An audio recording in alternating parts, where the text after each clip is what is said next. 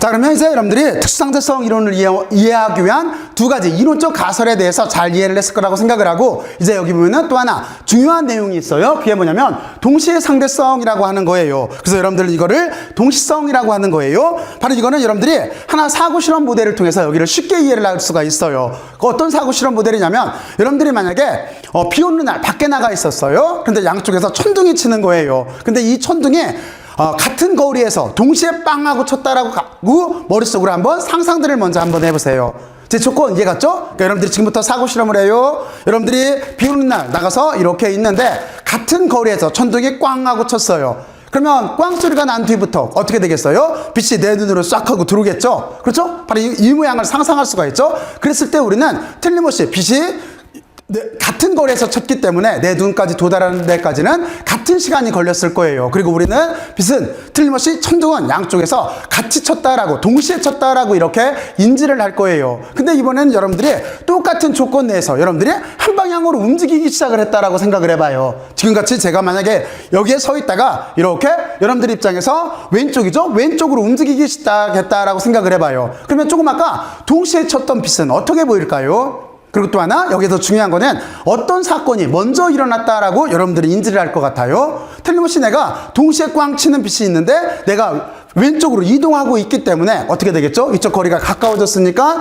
틀림없이 이쪽에 있는 빛, 그러니까 오른쪽에 있는 빛이 내 눈에 먼저 도달을 할 거예요. 그래서 나는 오른쪽 번개가 왼쪽 번개보다 먼저 쳤다라고 인지를 할 거예요. 자, 그러면 제가 말하려고 하는 요지를 여러분들이 이제 이해를 했죠? 그렇죠? 어떤 뜻인 거냐면 관성계에 따라서, 관찰자가 가지고 있는 자기 좌표계에 따라서 어떤 현상 자체가 동시에 일어날 수도 있지만 그렇지 않을 수도 있다라고 하는 뜻인 거예요. 여러분들은 먼저 이 사고 실험 모델을 머릿속으로 이렇게 하나를 넣어놔요. 자, 그리고 나서 여기에 있는 말을 한번 읽어보죠. 어떻게 되어 있냐면 동시의 상대성이라고 이렇게 되어 있고, 그 내용은 어떤 거냐면 하나의 관성계에서 관찰자에게 동시에 발생하는 것처럼 보이는 두 사건이 다른 관성계의 관찰자에게는 동시에 나타나지 않을 수도 있다라고 되어져 있어요. 자, 그러면 여러분들은 다시 한번 생각을 해봐요. 같은 거리에서 번개가 빵 하고 쳤어요. 내가 정지했을 때 한번 빛이 어떻게 도착하나 하는 걸 생각을 해보고, 같은 거리에서 번개가 꽝 하고 쳤어요. 내가 한쪽으로 이동할 때 어떤 사건이 먼저 일어났다고 나는 느낄 수가 있을까,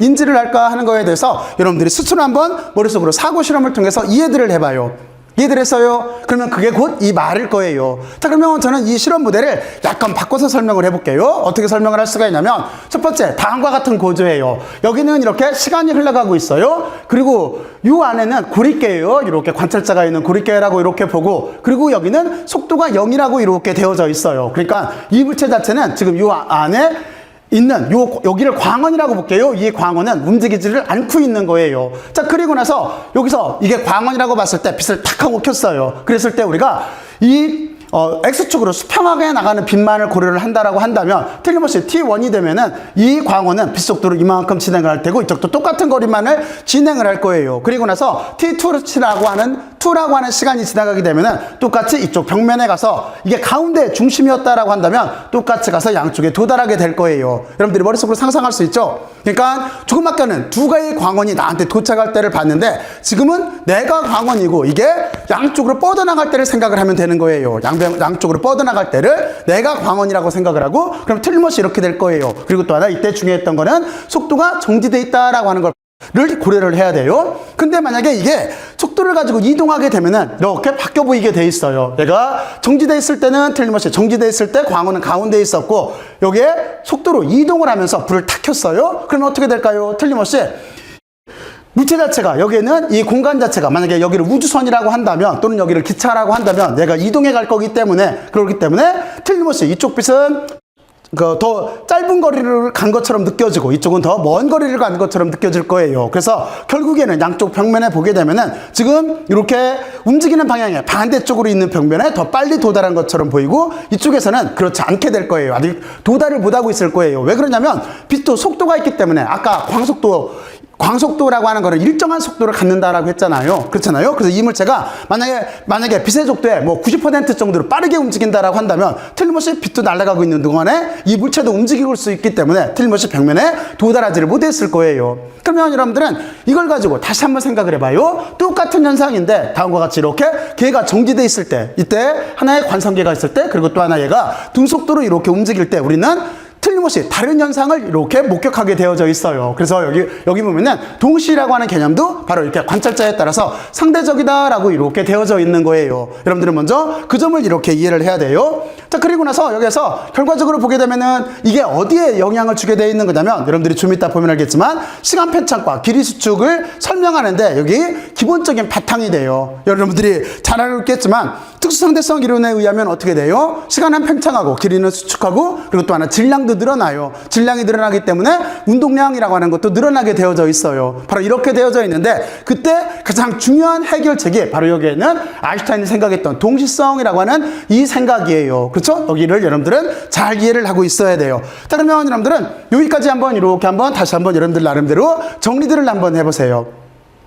해봤어요? 자, 그러면 여러분들은 이 동시성이라고 하는 거 바탕으로 이제 시간 팽창부터 한번 알아보죠. 그래서 시간 팽창도 하나의 사고 실험을 통해서 완성할 수가 있어요. 자, 그러면 이렇게 가서 이제 시간 팽창이라고 돼서 여러분들이 이 앞에 영상에서 봤던 시계예요. 그렇죠? 다음과 같이 이렇게 돼 있어요. 여기 보면은 T0라고 하는 거는 고유 시간을 뜻해요. 고유 시간을 뜻하고 여기 루트가 이렇게 있고 그리고 나서 V라고 하는 거는 물체, 우리가 관찰하는 물체 움직이는 속도를 뜻하는 거예요. 그리고 여기는 C라고 하는 거는 광속도 불변의 원리에 따르는 바로 그 빛속도를 뜻하는 거예요. 그리고 여기에 루트 값이 이렇게 있고 이쪽은 뭐냐면 우리가 측정한 시간이에요. 여기는 고유 시간, 물체의 고유 시간인 거고, 그리고 이때는 물체가 속도를 가지고 움직일 때 측정한 시간이에요. 어떻게 되나 하는 거예요. 그러면 여러분들이 이 안의 값을 보면 알겠지만, 여기는 속도가 빠르면 빠를수록 고유 시간보다 여기는 시간은 T라고 하는 시간은 늘어나게 되어져 있어요. 그렇죠. 늘어나게 되어져 있고, 하나 참고로 말하면, 루트분의 1이라고 하는 건 일반적으로 감마로도 나요. 알파, 베타, 감마 할 때 그 감마로도 넣고, 그리고 이거를 아까 여러분들한테 앞에서 나왔던 로렌츠라고 하는 불의 업적을 기념하기 위해서 여기를 우리가 로렌츠 인자라고도 해요.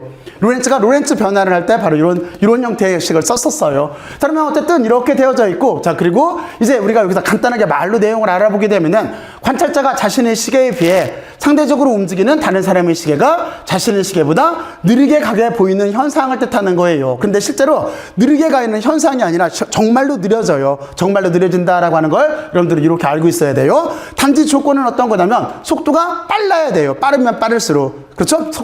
속도가 그냥 우리가 일상생활에서 보듯이 작으면은 이 효과는 아주 작아요. 미미해요. 대가 일반적으로 약간 빛속도의 한 80% 정도로, 그러니까 0.8C 정도 될 때, 그 정도로 빠른 속도로 움직이면 그 뒤부터 이 효과가 급격하게 나타나게 되어져 있어요. 자, 그러면 여러분들은 먼저 여기 시간 팽창이라고 하는 거를 이렇게 수식을 통해서, 방정식을 통해서, 그리고 또 하나 이렇게 언어를 통해서 여러분들이 직관적으로 이해를 할 수가 있었을 거예요. 자, 그런데 저것도 아인슈타인은 어떻게 생각을 했냐면 다음과 같은 모델로 이렇게 쉽게 이해를 할 수가 있어요. 먼저 여기 관성계 B를 듣게요. 이 관성계 B는 속도가 안 움직이고 있을 때예요. 정지계예요. 정지계.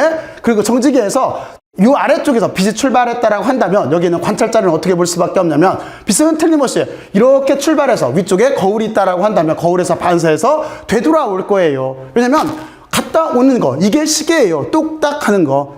시간이라고 하는 거는 단지 등간격으로 어떤 걸 나누는 거잖아요. 그러니까 여러분들은 이렇게 시간을 만들 수가 있어요. 쉽게 말해서 여기 길이를 조정을 해서 D라는 길이를 조정해서 이게 0.5초 만에 가고 0.5초 만에 오게 만들면 뚝딱 1초가 간 거잖아요. 그렇잖아요. 1초가 가게 이렇게 시계를 만들 수가 있어요. 그리고 또 하나 여기서 중요한 거는 빛의 진행 경로를 봐요. 그러니까 속도가 0이기 때문에 이 빛의 경로는 그대로 수직으로 갔다 수직으로 돌아올 거예요. 그런데 이거를 약간 바꿀 수가 있어요. 이제 어떻게 하면 되겠어요? 그렇죠? 여기를 등속도로 움직이면 되겠죠? 움직이게 되면은 어떻게 되는 거냐면 밖에 있는 관찰자, 여기가 관성계 A라고 볼게요. 밖에 있는 관찰자가 보면은 얘가 시간에 따라서 움직여 가면은 어떻게 되는 거냐면 빛은 출발했는데 여기에는 네모나게 되어 있는 여기도 우주선이라고 보던 기차로 봐도 돼요. 얘가 움직여 갔기 때문에 틀림없이 아까 여러분들이 이 공 던지는 거하고 똑같죠? 이렇게 공을 던진 거하고 여러분들이 기차를 타고 가면서 공 던진 것도 내 손 안에 떨어지려고 한다면 두 가지, 그냥 내가 움직이고 움직이지 않고 있을 때 공은 내 손으로 떨어져요. 여러분들이 등속도로 움직이는 기차 안에서 공을 던져도 내 손으로 떨어져요. 그러면 공은 어떻게 움직여야 되는 거냐면 틀림없이 내가 기차에 앉아있다면 앞으로 이동하기 때문에 공은 틀림없이 이렇게 움직여야 내 손으로 떨어질 거예요. 그렇죠? 여기서 이렇게 움직이는 거하고 공이 다시 움직이는 기차 안에서 떨어지려면 내가 던졌을 때 공은 이렇게 포물선 운동을 해야 내 손으로 이렇게 떨어지게 될 거예요. 그거하고 똑같아요. 근데 여기서 중요한 게 있어요. 어떤 중요한 게 있냐면 이렇게 빛이 이동하는 경로가 길어졌다라는 뜻인 거예요. 다시 말해서 여기서부터 여기까지가 똑딱 하는 1초라고 했을 때 빛이 이동하는 경로가 이렇게 길어지게 돼요. 그러면 어떻게 되겠어요? 밖에 있는 관찰자가 보게 되면은 빛은 더 먼 경로를 갔기 때문에 이렇게 움직이게 되면은 시간이 팽창된다라고, 시간이 늘어난다라고 이렇게 인지를 하게 되어져 있는 거예요. 그러면 여러분들이 여기 있는 그림을 보고 다시 한 번만 여기를 설명할 수가 있어야 돼요. 설명할 수가 있어야 되기 때문에 여기만 한번 이해를 해보고 이 그림에 대해서 이 그림을 직관적으로 이해를 하고 어떻게 시간이 팽창됐다라고 하는 걸 직관적으로 이해를 할 수 있는지 여러분들 나름대로 지금부터 한번 구상들을 해보세요. 지금부터 한번 해보세요. 해봤어요? 자, 그러면 틀림없이 이렇게 될 거예요. 자, 그러면 여러분들은 그리고 또 하나 관찰자가 지금 보면은 2명 있어요. 그러니까 쉽게 말해서 움직이는 개 밖에 있는 관찰자, 여기나 여기는 이 관찰자 A나 관찰자 B는 시간이 똑같게 가겠죠? 근데 하지만 관찰자 A가 관찰자 B를 봤을 때 정지했을 때는 시간이 똑같이 가지만 관찰자 B가 여기를 타고 움직이게 되면은 다음과 같은 모습으로 관찰자 A는 관찰이 될 거예요. 그러니까 관찰자 B의 관성계, 이 안의 관성계는 시간이 늘어난 것처럼 보여요. 다른과 같이 이렇게 구조가 되어져 있어요. 자, 그러면 여기에서 이제 하나 조금만 의미를 붙이게 되면은 여러분들을 먼저 이쪽으로 와서, 그러니까 어떤 거냐면 조금 아까 말했듯이 어떤 관성계에서 상대 속도를 가지는 다른 관성계를 관찰을 했을 때 시간이 팽창된 것을 이렇게 직관적으로 느낄 수가 있어요. 그리고 그거를 우리가 속도에 대해서 그래프를 그려보게 되면은 어떻게 되는 거냐면 여기가 여러분들이 잘 안 보일지 모르겠지만 안 보일 거예요. 근데 여기가 어떻게 된 거냐면 0.8c예요. 그러니까 0.8c라고 하는 건 어떤 뜻인 거냐면 빛속도의 80%로 달리는 거예요. 그러면 이쪽이 시간축이기 때문에 시간은 급격하게 팽창하게 돼 있어요. 그러니까 80% 지점부터 그 전까지는 거의 비슷하잖아요. 요값을 넣고 계산을 해보면 그 전까지는 거의 비슷하다가 80%를 넘어서게 되면 시간이 급격하게 팽창하게 되어 있는 걸 이렇게 알 수가 있어요. 자, 그러면 여러분들은 시간 팽창에 대해서 다음과 같은 이렇게 사고 실험을 모델로 이해를 했어요. 자, 그리고 이제 시간만 팽창되는 게 아니라 공간에도 영향을 줘요. 그래서 그 부분에 대해서 잠깐 얘기를 할게요. 공간에 대해서 영향을 주는데 그걸 우리가 길이 수축이라고 보통 얘기를 해요. 길이 수축이라고 되어져 있고 여기도 어떻게 되냐면 L0는 물체의 고유 길이에요. 정지하고 있을 때 그때 고유 길이에요. 그리고 똑같아요. 여기는 물체의 속도, 그리고 여기는 빛의 속도, 그리고 여기는 물체가 움직이고 있을 때 측정한 길이에요. 그래서 여기는 내용이 어떻게 되는 거냐면 관찰대에 대해 움직이는 물체가 정지했을 때보다 더 짧게 측정된다라고 하는 거예요. 그러니까 무슨 얘기냐면 지금 여기에 있는 만약에 자예요. 자가 이렇게 빛속도에 가깝게 움직이게 되면, 빛속도에 근접하게 움직이게 되면은 이 길이가 원래는 이만했는데 이 길이가 점점 줄어든다는 뜻이에요. 점점 줄어든다는 뜻이에요. 만약에 제가 빛속도에 가깝게 뛰어가게 되면은 내가 납작해진다는 뜻이에요. 그러니까 쉽게 말해서 이렇게 됐던 모양이 이렇게 납작해진다는 소리예요. 납작해진다는 소리예요. 눌려서 납작해진다는 그 뜻이에요. 이렇게 길이가 짧게 보인다라고 하는 게 여기는 길이 수축이라고 하는 거예요.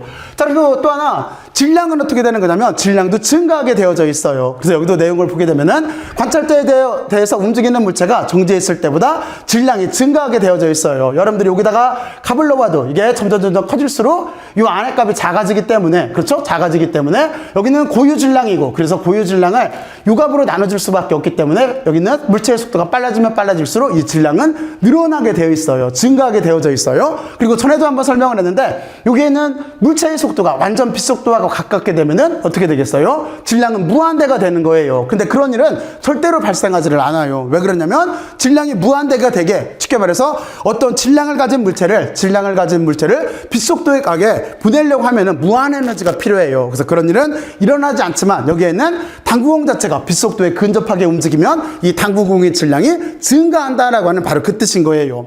그러면 여러분들은 이렇게 세 가지에 대해서 알아봤어요. 어떤 거냐면 일단은 시간 팽창에 대해서 알아봤고, 그렇죠? 무엇을 바탕으로 이쪽 앞쪽으로 이렇게 넘어가서 시간이라고 하는 거의 상대성, 동시성이라고 하는 이 원리를 바탕으로 해서 여러분들은 여기에는 시간 팽창이라든가, 그렇죠? 그리고 또 하나 여기에는 길이 수축이라든가 그리고 또 여기에는 질량 증가에 대해서 이렇게 알아봤어요. 자, 그러면 여러분들은 여기까지 한번 여러분들 나름대로 지금부터 정리들을 한번 해보세요. 자, 그러면 이제 여러분들이 길이 수축이나 질량 증가에 대해서 잘 이해를 했을 거라고 생각을 하고, 그리고 또 하나 있죠? 시간 팽창에 대해서도 잘 이해를 했을 거라고 생각을 하고, 이제 좀 전에 부연 설명을 했듯이 한 가지 개념으로 넘어가야 돼요. 그건 어떤 거라고 그랬죠? 그렇죠. 우리는 이제 질량 에너지 증가성에 대해서 생각을 해봐야 돼요. 자, 그러면 이제 다음 주제로 넘어가요. 자, 그럼 이제 여러분들이 여기에서 보듯이 질량 에너지 증가성이라고 해서 여러분들이 정말로 잘 알고 있는 이렇게 식이 나와져 있어요. 자, 그러면 여러분들이 여기 있는 식을 한번 머릿속으로 한번 생각을 해보고 그 의미에 대해서 여러분들 나름대로 한번 의미를 한번 부여를 해보세요. 지금부터 한번 해보세요. 해봤어요? 너무나도 잘 알고 있는 식인 거죠. 아마 여러분들은 F=ma라고 하는 뉴턴의 운동방정식과 버금가게 여기에 있는 뉴턴의 E=mc²라고 하는 식을 아마 많이 들어보고 잘 알고 있을 거예요. 자, 그러면 일단 간단한 의미부터 먼저 살펴볼게요. 어떻게 되어 있는 거냐면 E라고 하는 거는 여기서 뜻하듯이 에너지를 뜻하는 거예요. 그리고 M이라고 하는 거는 질량을 뜻하는 거고, 여기 C라고 하는 거는 빛의 속도, 광속을 뜻하는 거예요. 그러면 이 식의 본질적인 의미는 어떤 거냐면 다음과 같은 거예요. 질량과 에너지는 똑같은 본질이 다른 형태다라고 하는 그런 개념인 거예요. 그러니까 동전의 양면과 같은 거예요. 다시 말해서 질량이 곧 에너지고 에너지가 곧 질량이다라고 하는 바로 그 의미인 거예요. 그러면 여기서 한 가지 예만 한번 생각을 해볼까요? 어떤 예를 생각을 해볼 수가 있냐면 어떤 질량이 있다라고 생각을 해봐요. 아주 작은 질량이 있더라고 하더라도 여기에 C의 제곱이 있어요. 이건 뭘 뜻한다고 그랬죠? 조금 아까 빛속도를 뜻한다고 그랬죠? 그러면 빛속도라고 하는 거는 일반적으로 30만 킬로미터라고 하는데 이게 어느 정도 크기냐면 곱하기 10의 8승이 되는 거죠. 근데 여기에 보면은 제곱이 있어요. 제곱이 있으니까 10의 16승이 되는 거예요. 그러니까 무슨 얘기냐면 작은 질량이라고 하더라도 뒤에 C의 제곱, 다시 말해서 10의 16승을 곱해줘야 되기 때문에 큰 에너지를 만들 수 있다라고 하는 바로 이런 의미가 되기도 해요. 자, 그러면 여러분들은 여기에 있는 의미에 대해서는 여러분들이 잘 이해를 했을 거라고 생각을 하고, 그리고 나서 실제 아인슈타인이 이 식을 증명을 할 때는 원래는 여기에 약간 식이 더 붙게 되어져 있어요. 그 원래 본질적인 식에 대해서 한번 이렇게 생각을 해볼게요. 그건 어떻게 되어 있는 거냐면 원래 아인슈타인은 특수상대성 이론을 증명을 하고, 그리고 또 하나 여기에는 질량 에너지 등가성이라고 하는 논문에서 다음과 같이 이렇게 표기를 하고 있어요. 여러분들이 여기서 보면 알겠지만 여기 MC의 제곱에 4승이 있죠. 그리고 여기 P의 제곱에 C의 제곱이 있어요. 이 부분이 없다라고 한다면 여러분들이 여기가 MC의 제곱글로 루트를 벗겨내면 바로 이런 식이 나온다라고 하는 걸 알 수가 있을 거예요. 그리고 이 식에서 P라고 하는 거는 운동량을 뜻해요. 여기 C라고 하는 건 똑같이 빛속도를 뜻하고, 그러면 이게 어떤 의미인가 하는 거에 대해서 잠깐 여러분들이 나름대로 한번 생각을 해봐야 돼요. 자, 그러면 한 가지만 질문할까요? 가장 쉬운 질문으로 모든 물체에는 질량이 있을까요? 어떻게 생각해요? 모든 물체에는 질량이 있다. 근데 실제로는 질량이 없는 물체도 있어요. 그게 어떤 걸까요? 여러분들이 지금 보고 있죠? 왜냐면 지금 저쪽에서 스크린에서 이쪽으로 이렇게 프로젝트에서 이렇게 빛이 날라오고 있는데, 스크린 쪽으로 빛이 날라오고 있는데, 이런 빛 같은, 다시 말해서 광자 같은 것도 실제는 질량이 없는 물체예요. 그러면 이 식에서는 항상 어떻게 돼 있어요? 질량이 있는 물체를 다뤄야 되는 거죠. 근데 이쪽에서는 어떻게 되겠어요? 질량이 0이더라도 뭐가 남는 거예요? 운동량이 남게 되어져 있어요. 바로 이렇게 의미를 부여를 하면 되는 거예요. 그러니까 질량이 없는 물체의 대표적인 것은 빛인 거고, 그리고 또 하나 이쪽에 있는 요런 식들이 빛과 관련된 식에 이렇게 대응되는 관계인 거예요. 자, 그러면 여러분들은 여기까지 질량 에너지 증가성이라고 하는 거를 우리가 먼저 이렇게 부연 설명했던 거에 대해서 좀 더 확대해서 이렇게 한번 생각을 해봤어요. 그러니까 빛이라고 하는 거는 쉽게 말해서 질량은 없을지 몰라도 운동량을 전가시킬 수가 있는 거예요. 그래서 여러분들이 어렸을 때 과학관 같은 데를 가보게 되면은 이쪽에 조그맣게 이렇게 물레방아식으로 이렇게 프로펠러 비슷한 게 있고, 이쪽에서 빛을 주사를 하게 되면은 얘가 돌아가는 걸 볼 수가 있었을 거예요. 물레방아 같은 그게 이렇게 돌아가는 게 있었을 거예요. 왜 그러냐면 빛은 질량은 없더라도 운동량을 전가시킬 수가 있는 거예요. 바로 그렇기 때문에 그 실험 자체가 이렇게 가능했던 거예요. 여러분들 아마 어렸을 때 과학관에 갔던 기억을 잘 짚어보면은 그런 실험이 있었구나라고 하는 걸 아마 생각이 날 거예요. 그러면 여러분들은 이렇게 해서 질량 에너지 등가성까지 이렇게 알아봤어요. 그리고 아인슈타인은 등가성이 크게 봤을 때 두 가지가 있어요. 하나는 질량 에너지 등가성이라고 하는 게 있고, 그리고 또 하나 요 뒤에 설명한 우리가 이제 일반 상대성 이론에 대해서도 잠깐 알아봐야 되는데, 일반 상대성 이론으로 넘어가게 되면은 아인슈타인이 표현하기로 내 역사상 가장 행복한 순간이었다라고 하는 등가성이 또 하나가 나와요. 그건 어떤 거였을까요? 그렇죠. 그건 뭐냐면 질량과 여기는 에너지가 같다라고 하는 등가성인데 조금 아까 말했던 가장 행복한 순간이라고 느꼈던 그 등가성은 어떤 거냐면 중력과 가속도 사이의 관계예요. 중력이 곧 가속도, 가속도가 곧 중력이라고 하는 이 등가성도 하나가 있어요. 이 설명에 대해서는 여러분들과 같이 일반 상대성 이론을 설명을 할 때 그때 다시 여러분들한테 주제거리로 이렇게 설명을 해줄게요. 그래서 등가성이 두 가지가 있다라고 하는 정도만 이렇게 지금은 기억들을 해놔요. 자, 그러면 여러분들은 이렇게 해서 특수상대성 이론에서 나오는 가장 주된 개념들에 대해서 살펴봤어요. 처음에 어떤 것들이 있었어요? 처음에 어떤 게 있었냐면 여러분들은 먼저 동시성의 원리라고 하는 걸 알고 있어야 돼요. 물론 제일 앞으로 넘어가면 두 가지 가설부터 생각을 해야 되는 거죠. 하나는 어떤 거? 그렇죠? 여기에 이론적 가설이 있었었는데 하나는 갈릴레이의 상대성이라고 하는 걸 도입을 했고 상대성 원리를 도입을 했고 그리고 두 번째는 그러니까 제1법칙으로부터 요구되는 건데 여기에서 우리가 광속도 불변의 원리라고 하는 걸 두 가지 이렇게 가설을 들었다고 했어요. 그리고 나서 우리는 동시성의 원리라고 하는 걸 생각을 해봤어요. 동시성의 원리라고 하는 거는 여러분들 중심으로 빛이 양쪽으로 나갈 때를 생각을 해도 되고 거꾸로 여러분들 중심으로 똑같은 거리에서 천둥이 번개가 빵 하고 쳤다라고 생각을 해도 돼요. 그리고 나서 그 뒤에는 어떻게 하면 돼요? 걔가 달라져야 되기 때문에 하나는 정지한 관찰자가 있으면 되는 거고 하나는 한 방향으로 이렇게 움직이는 등속도로 움직이는 관찰자 사이에 과연 두 가지 번개 쳤던 현상 또는 나한테 출발한 빛이 벽면에 도달할